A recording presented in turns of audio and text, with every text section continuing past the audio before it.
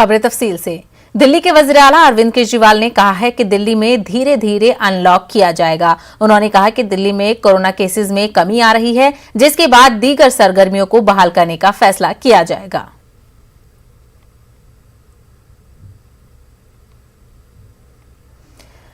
तो हम आपको बता रहे थे दिल्ली के वज़ीर आला के बयान की बात, जिसमें दिल्ली के वज़ीर आला अरविंद केजरीवाल ने कहा है कि दिल्ली में धीरे धीरे अनलॉक किया जाएगा। उन्होंने कहा कि दिल्ली में कोरोना केसेस में कदरे कमी देखी जा रही है, जिसके बाद दीगर सरगर्मियों को बहाल करने का फैसला किया गया है। कंस्ट्रक्शन एक्टिविटीज और ये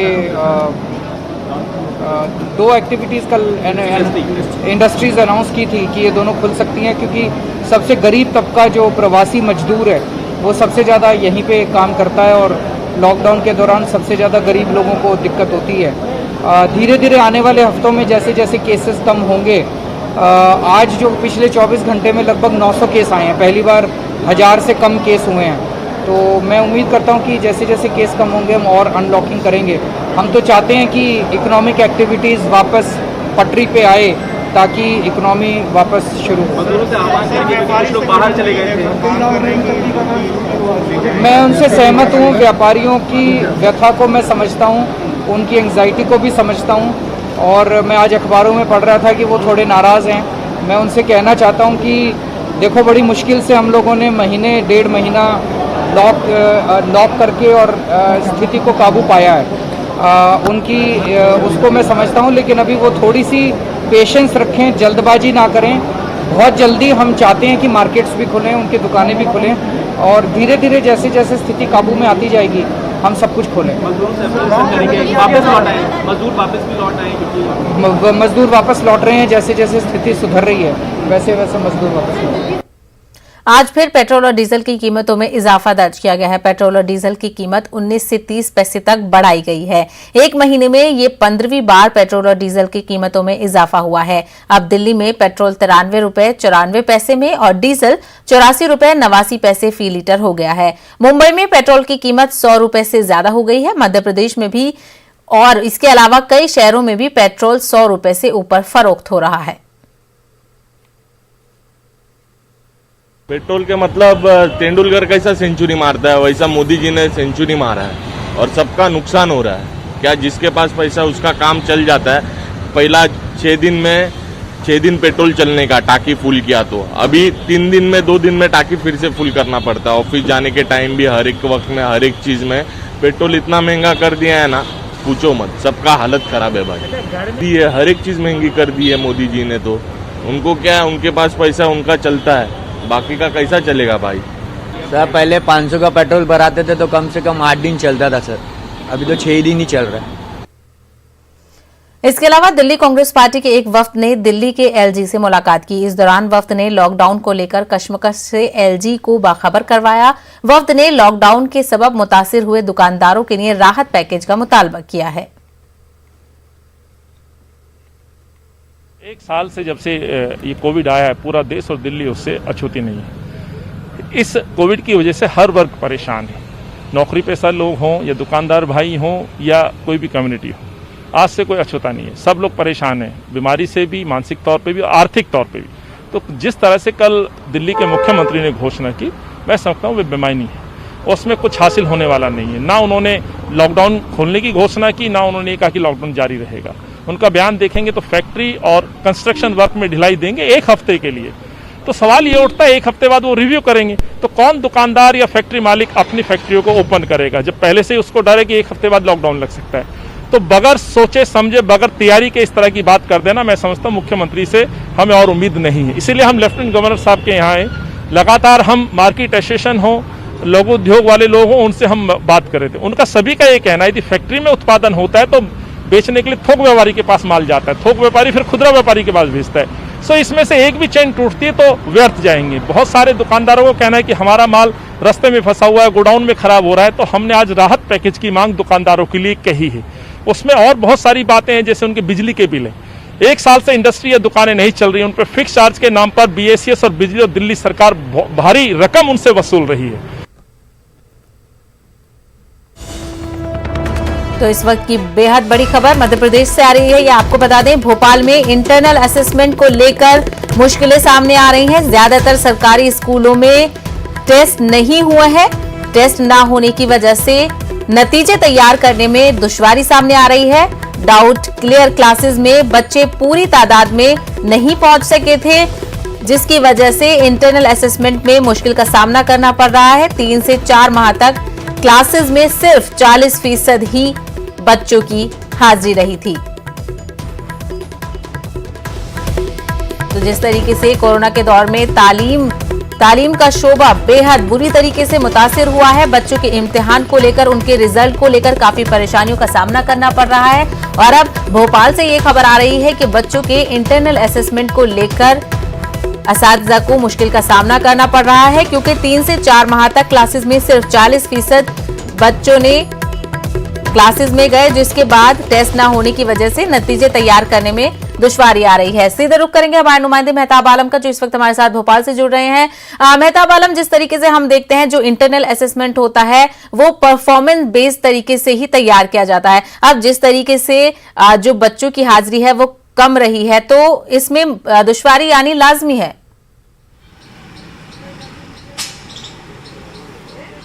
यकीनी तौर पर देखिए, हुकूमत ने जो ऐलान किया था 30 अप्रैल को पहले ऐलान किया था कि 10वीं बोर्ड और 21 मई से 12वीं बोर्ड के एग्जाम का ऐलान किया था, लेकिन कोरोना कहर को देखते हुए हाई स्कूल के इम्तिहान को नहीं लेने का फैसला किया। और इसके साथ ये भी तय किया गया था कि इंटरनल असेसमेंट की बुनियाद पर हाई स्कूल का नतीजा तैयार किया जाएगा।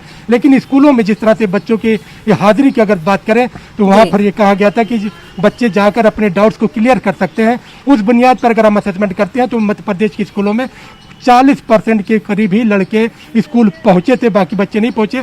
और उनका जो प्री बोर्ड का जो एग्जाम हुआ था उसमें नतीजे ठीक नहीं आए थे। और फिर दूसरी बात यह है कि जब इंटरनल असेसमेंट की बुनियाद पर रिजल्ट तैयार किया जाएगा तो कोई भी स्कूल ये नहीं चाहेगा कि उसका नतीजा खराब हो। यही वजह है कि हुकूमत ने तय किया है कि हाई स्कूल की मेरिट लिस्ट जारी नहीं की जाएगी।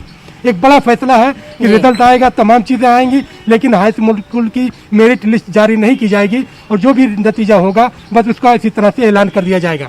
सहबा मेहताब, जिस तरीके से 10th और 12th के इम्तिहान बेहद जरूरी होते हैं बच्चों के लिए, क्योंकि उसमें कई अहम उनको फैसले लेने पड़ते हैं 10th के बाद और 12th के बाद। ऐसे में जो सरकार ने ये फैसला लिया है कि उनको प्रमोट किया जाएगा, इंटरनल असेसमेंट पे ये नतीजे रहेंगे, ऐसे में बच्चों को भी इस मामले में बहुत ज्यादा वो खुश नजर नहीं आएंगे। बच्चों के हवाले से क्या उनके रिएक्शन है, आप बताएंगे?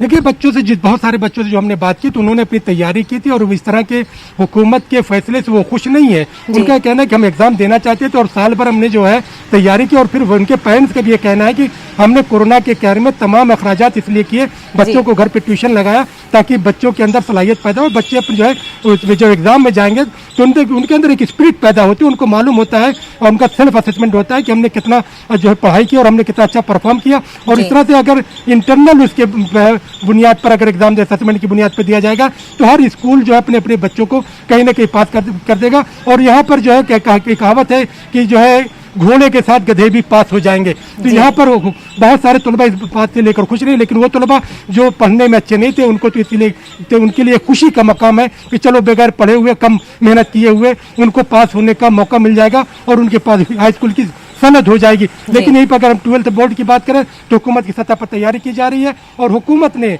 जो एक बड़ी जो है वज़रा ग्रुप की एक कमेटी तश्कील की है ताकि अनलॉक में स्कूलों के चाहे बोर्ड के एग्जाम 12वीं बोर्ड का हो या स्कूलों के दूसरे उसको खोलने का मामला हो, उसको लेकर तैयार किया। वज़रा की जो कमेटी की जो रिपोर्ट है वो 31 तारीख को आएगी। उसके बाद हतमी फैसला वज़ीर आला शिवराज सिंह करेंगे। लेकिन इसमें हुकूमत की नाकामी नजर आती है मेहताब। जिस तरीके से अगर हम देखें कि इलेक्शन होते हैं, इलेक्शन कराए गए, कोरोना के दौर में भी इलेक्शन कराए गए, हालांकि वो हुकूमत 5 साल के लिए होती है, 5 साल के बाद हमारे पास ऑप्शन है, हम बदल सकते हैं। लेकिन 10th और 12th ऐसे एग्जाम्स हैं जो एक जिंदगी भर के लिए साथ रहते हैं। तो ऐसे में इस मामले को लेकर हुकूमत की ये लापरवाही सामने नजर आती है।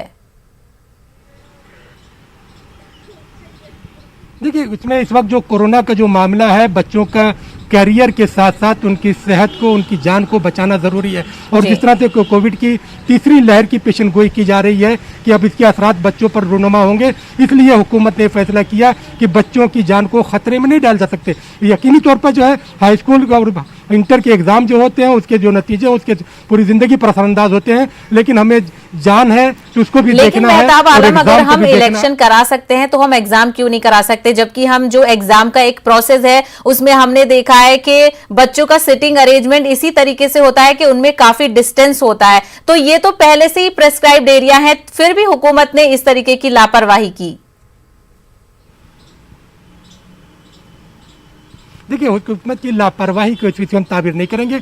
जिस तरह से आपने इलेक्शन से एग्जाम को जो है कंपेयर करने की कोशिश की है, इलेक्शन जो इंतखाबात जो होता है वो बाशऊर लोगों के बीच में होता है। और वह तलबा के इम्तिहान की बात हम करते हैं तो तलबा को यहाँ से जहनी नशुमा का एक सवाल होता है। और बच्चे जो होते हैं हाई स्कूल की, उनकी उम्र ज़्यादा नहीं होती, वो जो है 17 से 18-19 साल की बच्चे होते हैं, उनकी इतनी बालिग नजर नहीं होती है। तो यहाँ पर बच्चों के कैरियर के साथ साथ उनकी जिंदगियों को बचाने का एक अहम सवाल था। और माहिरीन तालीम के मशवरे के बाद हुकूमत ने यह फैसला किया था कि हाई स्कूल के एग्जाम नहीं होंगे। जहाँ पर हाई स्कूल के एग्जाम नहीं लेने का फैसला किया था, वहीं पर हुकूमत ने यह फैसला भी किया कि 12th बोर्ड के एग्जाम होंगे। और 12th बोर्ड के एग्जाम जो है जुलाई में कराने की, जो है जून के आखिरी हफ्ते से जुलाई के बीच करवाने की तैयारी चल रही है। और उम्मीद की जा रही है कि अगस्त में के नतीजे का ऐलान कर दिया जाएगा। तो हुकूमत दोनों सतहों पर काम कर रही है। बोर्ड के एग्जाम भी होंगे, लेकिन हाई स्कूल का जो मामला है उसमें यह तय किया गया है कि जो है बच्चों के इंटरनल असेसमेंट की बुनियाद पर रिजल्ट लेकिन अब जैसे कि हम ये खबर देख रहे हैं कि इंटरनल असेसमेंट को लेकर भी दुश्वारियां आ रही हैं, तो अब ऐसे में हुकूमत क्या फैसला लेगी, किस तरीके से इंटरनल असेसमेंट के तौर पर रिजल्ट तैयार किया जाएगा? देखिए, इंटरनल असेसमेंट का मामला है कि अब स्कूल अपने नतीजे खुद बनाकर भेजेंगे कि उन्होंने बच्चों की जो है प्री बोर्ड के जो है और वहाँ पर जो उन्होंने बच्चों का असेसमेंट का एग्जाम लिया है उनके नतीजे क्या है, उसकी बुनियाद पर बना के भेजेंगे। और जाहिर सी बात है, बच्चों के अगर हम रिजल्ट की बात करें, अगर किसी स्कूल का नतीजा साबिका साल में जो है 80% या 85% है और इस बार वो जो है अपने बच्चों का 100% भेजता है, तो जाहिर सी बात वो कबूल नहीं किया जाएगा। लेकिन अगर किसी इनका बोर्ड नतीजा पिछले सालों में जो है 80 और 85 के बीच में था और इस बार भी उसी के बीच में वो बना के भेजता है, तो वो एक्सेप्टेबल होगा। तो उसमें हुकूमत की चारों तरफ नजर है कि स्कूलों की परफॉर्मेंस पहले क्या रही है और कोविड में किस तरह की परफॉर्मेंस को अपनी भेज रहे हैं। बच्चों का कैरियर भी ना खराब हो, रिजल्ट भी ठीक रहे और इन तमाम पहलुओं पर। लेकिन इससे कहीं ना कहीं जो रिजल्ट की ट्रांसपेरेंसी है उस पर कहीं ना कहीं असर पड़ेगा। ऐसे में बच्चों पर भी इसका असर पड़ सकता है। मेहताब आलम, तफसीलात के लिए बेहद शुक्रिया। आगे बढ़ के मरकजी हुकूमत ने गुजरात, राजस्थान, छत्तीसगढ़, हरियाणा और पंजाब के 13 अजला में मुकीम पाकिस्तान, अफगानिस्तान और बांग्लादेश से ताल्लुक रखने वाले गैर मुस्लिमों से शहरियत के लिए दरख्वास्त तलब की है। वजारत दाखिला ने शहरियत एक्ट 1995 और इसके तहत 2009 में बनाए गए कवायद के तहत हिदायतनामा जारी किया है। वजारत दाखिला ने कहा है कि दरख्वास्त की तस्दीक जिला के सेक्रेटरी या डीएम के जरिए किया जाएगा। इसके लिए ऑनलाइन पोर्टल होंगे। इसके अलावा डीएम या रियासत के चीफ सेक्रेटरी एक ऑनलाइन रजिस्टर तैयार करेंगे जिसमें हिंदुस्तान के शहरी के तौर पर बाहर से आए लोगों के रजिस्ट्रेशन के बारे में जानकारी होगी। इससे पहले 2018 में वजारत दाखिला ने 7 रियासतों के 16 अजला के कलेक्टर को ऐसा ही हुक्म जारी किया था।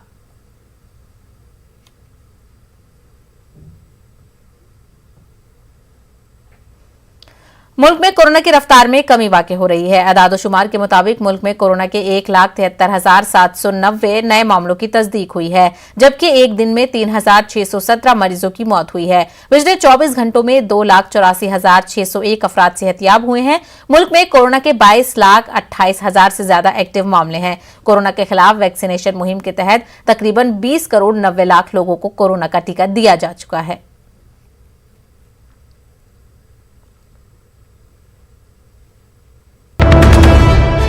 तो इस वक्त की एक और बड़ी खबर आपको बता दें, गंगा किनारे बड़ी तादाद में लाशें दफन करने का मामला। अखिल भारतीय अखाड़ा परिषद ने मामले को तूल न देने की अपील की है।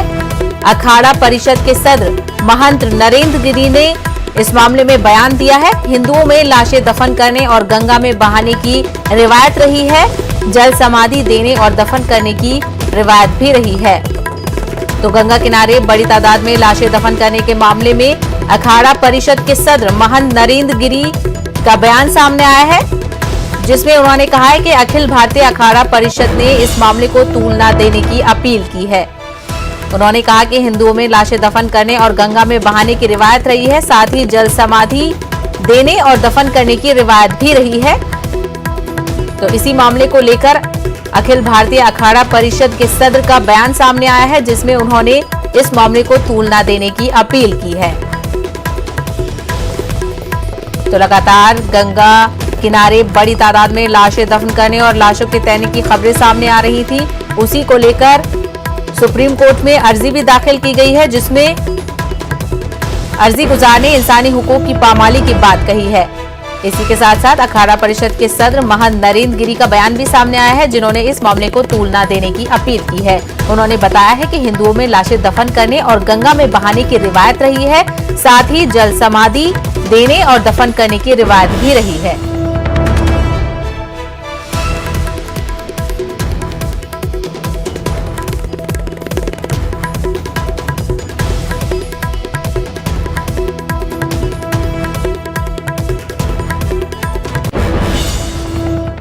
कल से पटना एम्स में बच्चों पर वैक्सीन के ट्रायल का आगाज कर दिया गया है। वैक्सीन ट्रायल को 3 मरहलों में मुकम्मल किया जाएगा। पहले मरहले में 50 बच्चों का ट्रायल होगा, जबकि तीसरे मरहले में 550 बच्चों पर ट्रायल का हदफ रखा गया है। ट्रायल में शामिल तमाम बच्चों की RT-PCR और एंटीबॉडीज जांच की जाएगी। तीसरी लहर के आने की संभावना को देखते हुए केंद्र और राज्य सरकार अभी से मुस्तैद नजर आ रही है। तीसरी लहर में ये बताया गया कि बच्चों पर सबसे ज्यादा संकट है, उसको देखते हुए उपाय ढूंढे जा रहे हैं। उपाय में सबसे कारगर जो है वो है वैक्सीन। वैक्सीन को लेकर कल पटना एम्स में बच्चों पर ट्रायल शुरू किया गया है। 2 से 18 साल तक के नीचे के बच्चों का ट्रायल किया गया। इस ट्रायल में 50 बच्चे शामिल हुए। ये भी कहा जा रहा है कि तीसरे फेज तक ये संख्या 550 लाने की संभावना है। वहीं ये भी कहा जा रहा है कि ट्रायल में उन बच्चों को शामिल नहीं किया गया है जिन बच्चों को कोरोना है या फिर उनके अंदर एंटीबॉडी पहले से है। इसके लिए ट्रायल में शामिल किए हुए बच्चों के RT-PCR टेस्ट भी किए गए और इसके साथ ही एंटीबॉडी टेस्ट भी किए जा रहे हैं। संभावना ये जताई गई है कि ट्रायल अगर सक्सेसफुल होता है और उसकी रिपोर्ट जब सरकार के पास पहुंचती है, उसके बाद ये फैसला लिया जा सकेगा कि वैक्सीन बच्चों को दिया जाए या ना दिया जाए। इसके साथ ही दिल्ली के जो एम्स के निदेशक है रणदीप गुलेरिया, उन्होंने साफ तौर पर कहा था कि ट्रायल शुरू होने के बाद ये संभावना जताई जा रही है कि 3 महीने के अंदर बच्चों के लिए भी कोरोना का वैक्सीन तैयार हो जाएगा। रंजीता झा, न्यूज़ 18, दिल्ली। हमारे मुल्क में एक जानिब बुलेट ट्रेन लाने की तैयारियां तेजी से की जा रही हैं, वहीं दूसरी जानिब मुल्क में ऐसे भी स्टेशन हैं जो ट्रेनों की मामूली रफ्तार की धमक से ही गिर जाते हैं। मध्य प्रदेश के चांदनी रेलवे स्टेशन पर भी ऐसा ही नजारा देखने को मिला। देखिए इस रिपोर्ट में। ये है मध्य प्रदेश का चांदनी रेलवे स्टेशन। तबाहाल इमारत को देखकर आप अंदाजा कर रहे होंगे कि इसे शायद डायनामाइट से तोड़ा गया होगा या फिर जबरदस्त जलजले के झटके से स्टेशन की इमारत ताश के पत्ते के मानन बिखर गई होंगी। अगर आप ऐसा सोच रहे हैं तो ऐसा कुछ भी नहीं हुआ है, बल्कि पुष्पक एक्सप्रेस जब यहाँ से 110 किलोमीटर की स्पीड से गुजरी तो स्टेशन की इमारत ट्रेन की स्पीड की धमक से गिर गई। जो बिल्डिंग बनी थी, बिल्डिंग में कोई तकलीफ नहीं है। बिल्डिंग का जो बाहर वाला जो छज्जा था ना, वो गिरी है और उससे कोई बिल्डिंग को हताहत नहीं है, किसी को चोट नहीं आई है। तो अभी हम लोग सोच रहे हैं कि कैसे इसको ठीक किया जाए। और ऐसे अंदर में कोई नुकसान नहीं हुआ है, किसी की कोई हताहत नहीं हुई है और किसी को कोई परेशानी भी नहीं हुई है। ओनली थिंग कि अभी हम लोग का जो ऑपरेशन हो रहा है वो हम लोग बाहर से कर रहे हैं, अंदर से नहीं कर रहे हैं और इसको ठीक ठाक करने के बाद फिर अंदर से करेंगे।